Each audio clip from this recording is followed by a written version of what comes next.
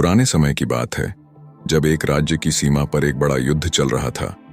इस युद्ध में उस राज्य के वीर राजा ने अपना सब कुछ झोंक दिया था, लेकिन अंततः वह युद्ध हार गया। केसरिया परिधान में सजे उसके सभी सैनिक वीर गति को प्राप्त हो चुके थे और राजा बुरी तरह से घायल हो चुका था। अपने प्राणों की रक्षा के लिए राजा घने जंगल की ओर भाग निकला। जंगल के भीतर का अज्ञात भय और अंधेरे से भरे रास्तों को पार करते हुए राजा ने अपनी गति को धीमा कर दिया, लेकिन उसके कदम जीवित रहने की आशाओं से भरे थे। उसकी आंखों में एक ही चित्र उभर रहा था, जहां उसकी प्रजा ने उसे नयनों में आंसू और दिल में उम्मीद के साथ अलविदा कहा था। उसे दूर सैनिक उसकी खोज में लगातार जंगल के कोने कोने को छान रहे थे। पहाड़ी पत्थरीले इलाके का सहारा लेते हुए राजा ने एक गुफा को आश्रय के रूप में चुना।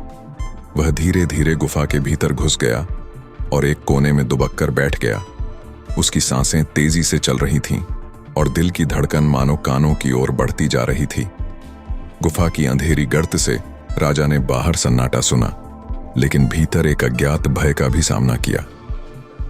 कुछ समय बाद सैनिक उस जंगली इलाके तक पहुंचे जहां गुफा थी। राजा की तरह चमकीली वर्दी में सजे सैनिकों ने पूरी बारीकियों से गुफा के आसपास छानबीन की, लेकिन राजा का कोई निशान नहीं मिला। सैनिकों का मुंह पर निराशा और आंखों में संशय था, लेकिन उन्होंने हार नहीं मानी।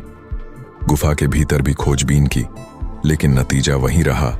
उनके हाथ सिर्फ अंधेरा और उबड़-खाबड़ दीवारें आईं। बाहर आकर सैनिकों ने तय किया कि कोई भी जीवित व्यक्ति गुफा के भीतर न जा सके। बड़े बड़े पत्थरों को इकट्ठा कर उन्होंने दृढ़ता के साथ गुफा के प्रवेश द्वार को पूरी तरह से बंद कर दिया।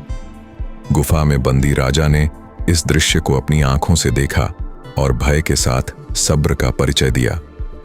उसके मन में एक अद्वितीय योजना का बीज अंकुरित हुआ और वह अपनी प्रजा के लिए फिर से संघर्ष करने के लिए दृढ़ निश्चय करने लगा। इस प्रकार राजा ने धैर्य और साहस का प्रदर्शन किया। जब समय उचित होगा, वह फिर से अपने राज्य को पुनः स्थापित करने के लिए उठ खड़ा होगा।